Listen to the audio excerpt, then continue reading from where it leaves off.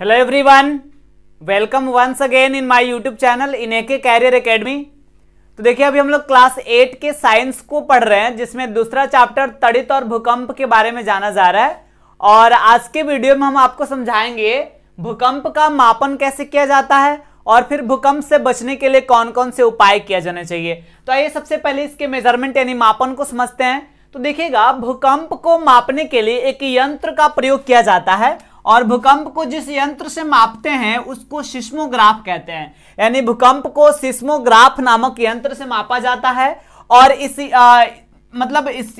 यंत्र का जो स्केल होता है वो रिक्टर में अंकित होता है। यानी भूकंप को रिक्टर स्केल में मापा जाता है। अब देखिए यहां तो क्लियर हो गया कि हाँ, ये कोई यंत्र है जिससे मापा जाता है भूकंप को, लेकिन ये रिक्टर स्केल का मतलब क्या है। तो देखिए, जैसे मान लीजिए कि हमें जब डिस्टेंस मापना होता है तो हम उसके लिए कोई ना कोई स्केल का यूज करते हैं। जैसे हम सेंटीमीटर में मापेंगे, अगर उससे भी ज्यादा डिस्टेंस है तो उसको मीटर में मापेंगे, और भी ज्यादा डिस्टेंस है तो हम किलोमीटर में मापते हैं।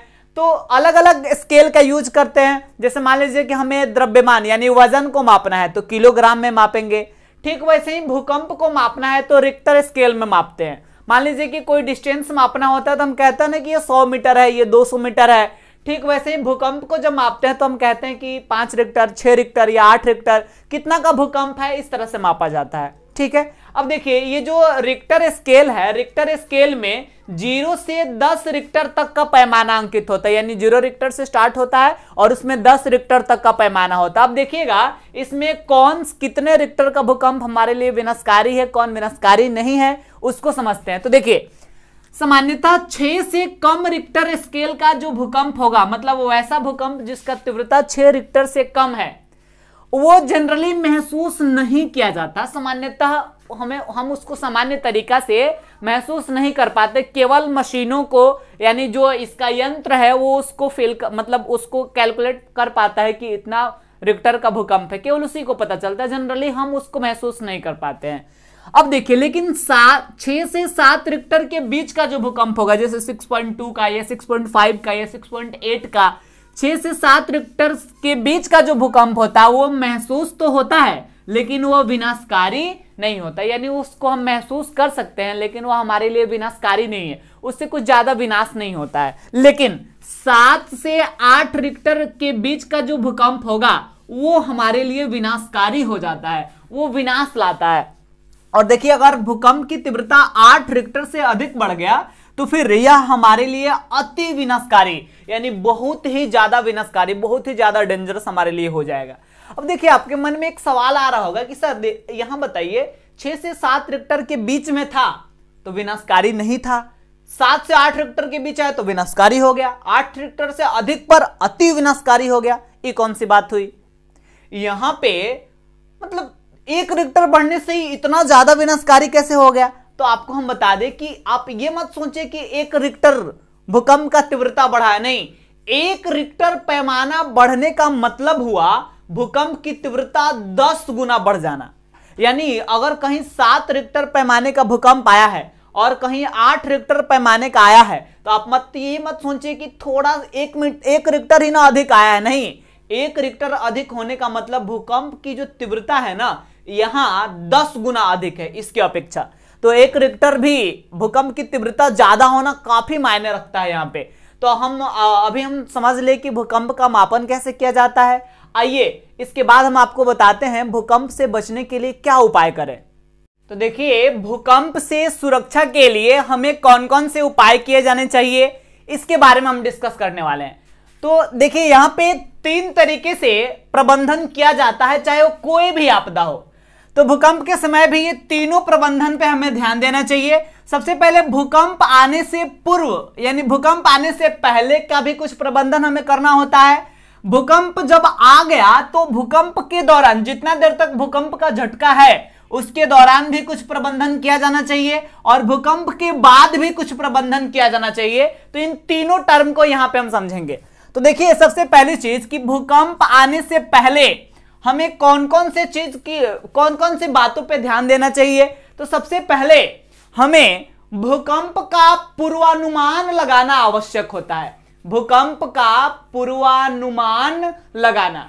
अब देखिए भूकंप का पूर्वानुमान पहले जब साइंस अधिक डेवलप नहीं था तो पहले भूकंप का पूर्वानुमान जो है लगाया जाता था, जैसे रेंगने वाले जो जीव जंतु होते थे या जो पक्षियां होती थी उसके मतलब दैनिक एक्टिविटी से कि रोज किस प्रकार की एक्टिविटी दिखाते हैं पशु पक्षी वगैरह, और फिर जब भूकंप आने वाला होता है तब उस समय उनका एक्टिविटी ही बदल जाता है, उनका जो दैनिक क्रियाकलाप है उसमें काफी परिवर्तन दिखता है। तो उससे अनुमान लगता था कि भूकंप कहीं आने वाला है। भूकंप संभावित क्षेत्रों में सामान्यतः इस तरह से अनुमान लगाया जाता था, लेकिन आज के समय में विभिन्न प्रकार के विकसित यंत्रों की सहायता से भूकंपीय तरंगों का सही सही ढंग से मापन करके और भूकंप का पहले ही अनुमान लगा लिया जाता है कि किसी क्षेत्र में भूकंप आने वाला है या नहीं। और अगर किसी क्षेत्र में भूकंप का पूर्वानुमान लग जाता है तो फिर उस क्षेत्र के लोगों को सतर्क कर दिया जाता है, यह बात बताकर कि भूकंप आने वाली है। और वहां के लोग जब सतर्क हो जाते हैं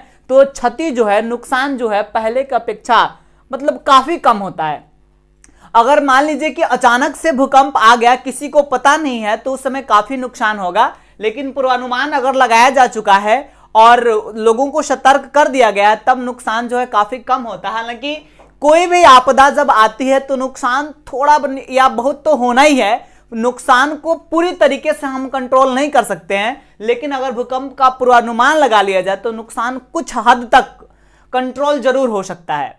अब देखिए इसके बाद हमें जानना है कुछ और चीज को, जैसे हमें भवन निर्माण पे भी विशेष ध्यान देना होता है, यानी भूकंप आने से पहले हमें भवन निर्माण पे भी ध्यान देना चाहिए।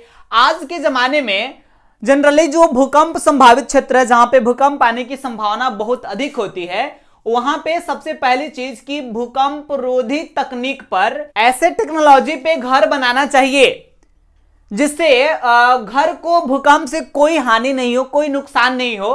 तो देखिए जनरली हमें मतलब कुछ और अन्य बातों का भी ध्यान देना पड़ता है भवन निर्माण के संदर्भ में। जैसे जब हम घर बना रहे हो तो घर का आकार जो है ये आयताकार होना चाहिए।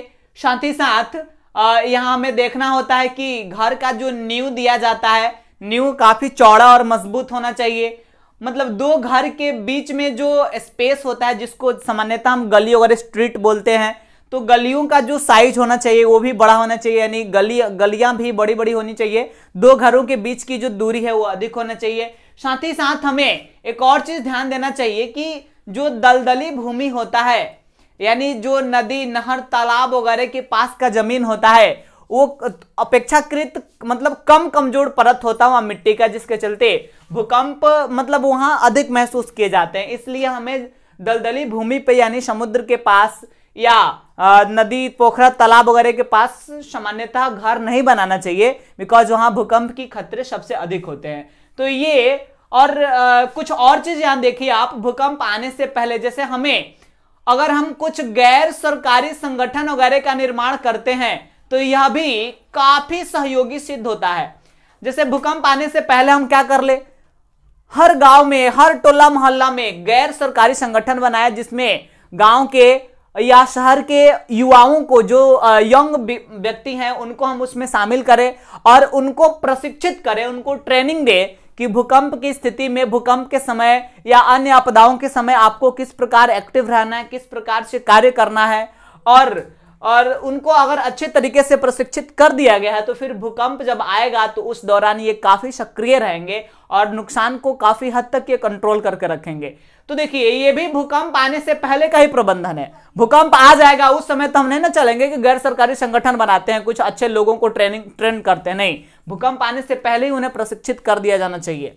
अब देखिए कुछ ऐसे उपाय हैं जो हमें भूकंप के दौरान करना चाहिए, यानी अब देखिए भूकंप एक ऐसी आपदा है जो ज्यादा समय तक नहीं रहता है, वो काफी कम समय के लिए आता है, लेकिन अल्प समय में ही बहुत ज्यादा उसका इफेक्ट देखने को मिल जाता है, बहुत ज्यादा प्रभावशाली हो जाता है। देखिएगा यहां देखा जाए तो भूकंप आने के दौरान आपको क्या करना चाहिए, यदि भूकंप की झटका आने लगा और आप घर में हैं, भूकंप की झटका महसूस हो रहा है और आप घर में हैं, तब उस स्थिति में आपको क्या करना होगा, आप अगर आपके घर में कोई मजबूत चौकी है या कोई मजबूत पलंग है या कोई भी मजबूत फर्नीचर है तो उसके नीचे हमें छिप जाना चाहिए, ताकि दीवार वगैरह अगर गिरे तो फिर वो मजबूत फर्नीचर उसको रोक ले और वो हमारे शरीर पर ना आने पाए।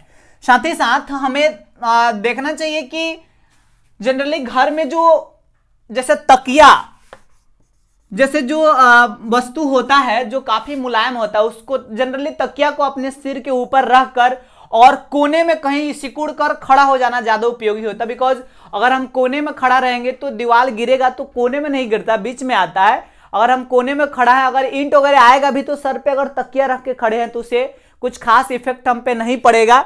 और वहीं देखा जाए तो साथ ही साथ हमें घर में अगर हम हो तो हमें भारी वस्तुओं से भी दूर रहने की आवश्यकता है, यानी जो भारी वस्तु है उससे थोड़ा दूरी बना के रहें, बिकॉज भारी वस्तु हमारे शरीर पे नहीं गिरना चाहिए।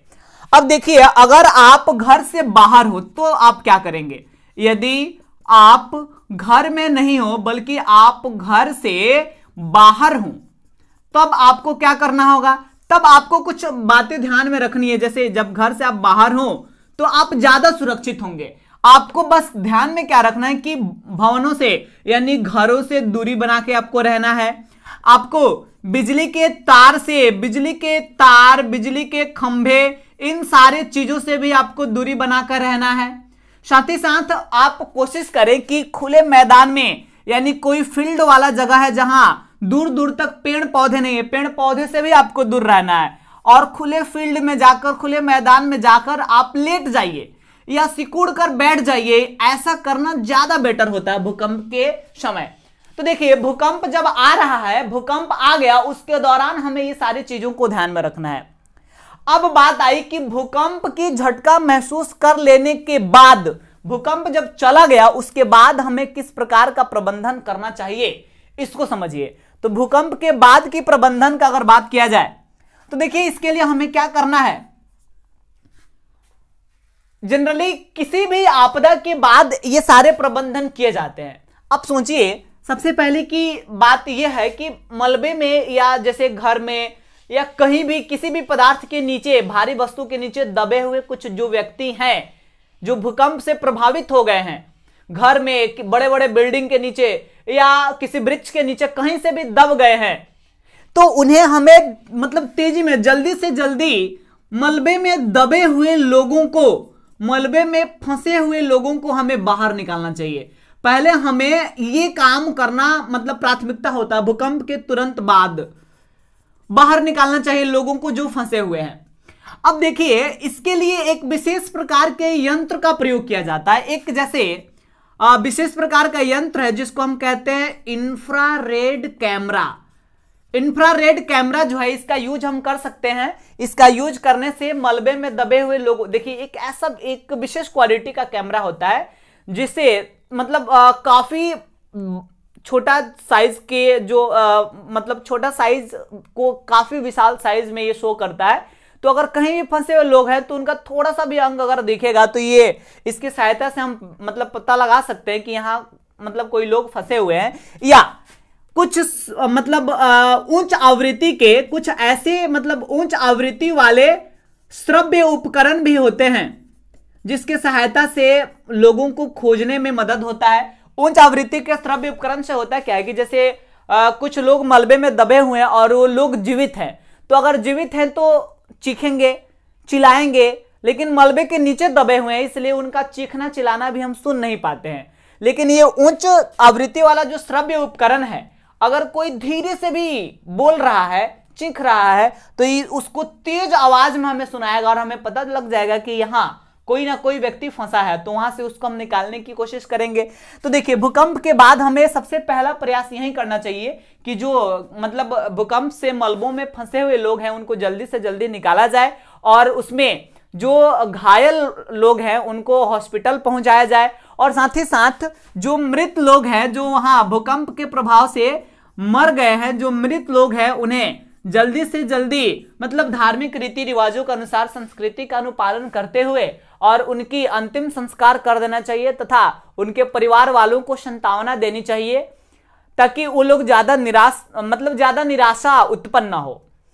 और इस प्रकार के प्रबंधन सामान्यतः जनरली हर प्रकार के आपदाओं में किया जाना चाहिए। और देखिए, जैसे ही मतलब भूकंप का संपूर्ण प्रभाव समाप्त होता है तो उससे बहुत सारे जीव जंतु, बहुत से लोग, अगर भूकंप की तीव्रता काफी अधिक है तो बहुत सारे लोग मारे जाते हैं, बहुत से जीव जंतु मारे जाते हैं। तो बहुत सारे लोगों के एक साथ मर जाने से और मतलब एक साथ बहुत सारे लोगों का दाह संस्कार किए जाने से पॉल्यूशन वगैरह फैलता है, या कई बार महामारी फैलने की भी संभावना होती है। तो उसके लिए भी कुछ उपयुक्त केमिकल्स वगैरह का यूज हमें करना चाहिए, बिकॉज हमारे जो इन्वायरमेंट में किसी विशेष प्रकार की महामारी न फैल सके। तो देखिए, भूकंप के काल में हमें ये तीनों प्रकार के प्रबंधन पे ध्यान देना अनिवार्य होता है। तो आज के वीडियो में हम आपको बताएं भूकंप की मापन कैसे करें और फिर भूकंप से सुरक्षा के लिए कौन कौन से उपाय किए जाएं। आज के वीडियो में इतना ही रहने देंगे। और 8th क्लास का जो सेकंड चैप्टर था साइंस का, तड़ित और भूकंप, ये कंप्लीट हो गया। अगले वीडियो में हम इसका नेक्स्ट चैप्टर स्टार्ट करेंगे। आज के लिए बस इतना ही।